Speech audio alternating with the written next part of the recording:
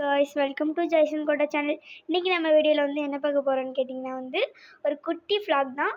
என்னன்னு கேட்டிங்கனா வந்து இது வந்து ஹெல்த்தியான ஒரு ஃபுட். நீங்க வந்து இத வந்து இட்லி மாவுல வந்து நீங்க வந்து இத வந்து செஞ்சு கொடுத்தீங்கன்னா உங்க பிள்ளை 1க்கு 10 தோசை கேட்கும். அந்த டிஷ் தான் செய்ய போறோம். ஒரு கடாய் எடுத்துக்கோங்க. கேஸ் ஆன் பண்ணி வச்சுக்கோங்க. கொஞ்சம் எண்ணெய், கடுகு, உளுந்து, கடலை பருப்பு எல்லாத்தையும் போட்டுக்கோங்க. அடுத்தது வந்து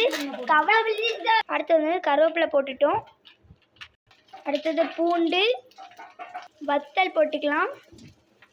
அடுத்தது வந்து நீங்கள் வந்து கொஞ்சம் குட்டியோண்டு இஞ்சை பொடியாக நறுக்கி வச்சுக்கோங்க, அதை போட்டுக்கலாம். இப்போ நீங்கள் வந்து இதை வந்து கருக விட்றாதீங்க, நல்லா கிண்டிக்கோங்க. தக்காளி போட்டுக்கலாம், நல்லா கிண்டிக்கலாம். கருகிடாம நீ தக்காளி சட்னிக்கு எப்படி கிண்டுவீங்களோ அது மாதிரி கிண்டிக்கோங்க.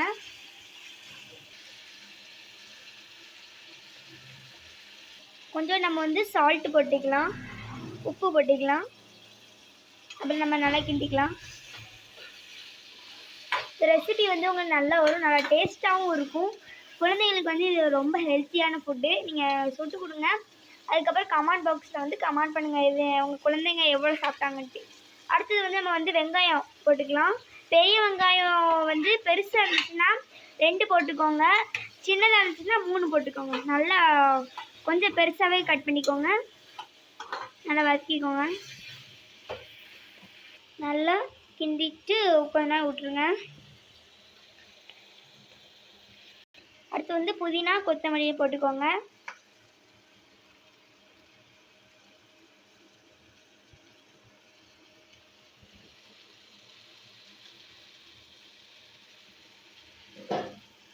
நல்லா கிண்டிக்கோங்க.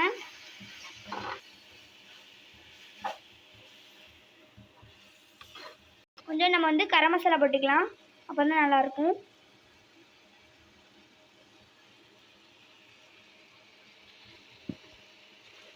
அடுத்து வந்து கிண்டிக்கலாம். செம்ம டேஸ்டியான ஃபுட் இது.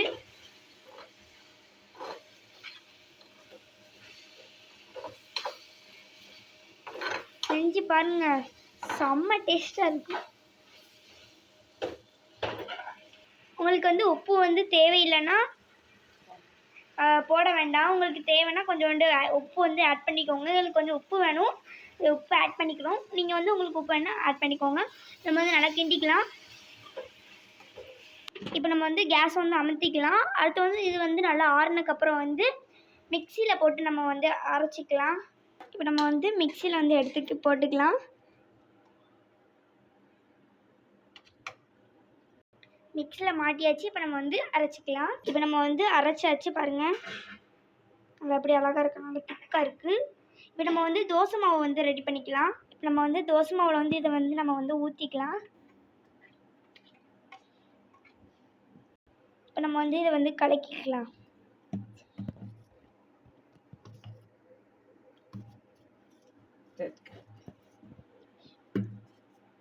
நல்லா கலக்கிக்கலாம். நல்லா ரெட் கலராக வந்துருக்கு பாருங்கள். இன்னும் கொஞ்சம் கலக்கணும்.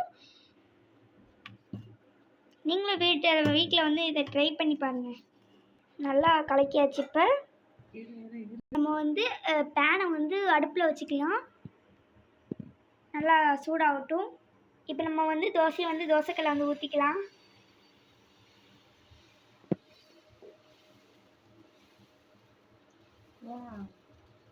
வாவ், செம்ம. அப்புறம் வந்து கொஞ்சம் எண்ணெய் ஊற்றிக்கலாம். உங்களுக்கு என்ன வேணால் ஊற்றிக்கலாம். எண்ணெய் ஊற்றினா தான் நல்லா டேஸ்ட்டாக இருக்கும். ஒரு முறைட்டு நல்லா வேகட்டும் பாருங்கள்.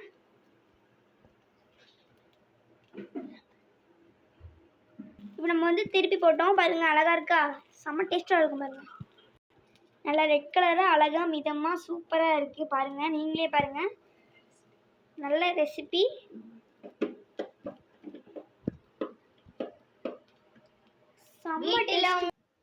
பாருங்க, அழகாக வந்திருக்கு. இந்த ரெசிபி பேர் என்னன்னு கேட்டிங்கன்னா வந்து டொமேட்டோ ஆனியன் தோசை. செம்ம டேஸ்ட்டாக இருக்கும். நீங்களும் உங்கள் பிள்ளைகளுக்கு வந்து சுட்டு கொடுங்க, நீங்களும் என்ஜாய் பண்ணி சாப்பிடுங்க. பாய். மறக்காமல் எங்கள் சேனலை லைக் பண்ணி சப்ஸ்கிரைப் பண்ணி ஷேர் பண்ணுங்கள். பாய்.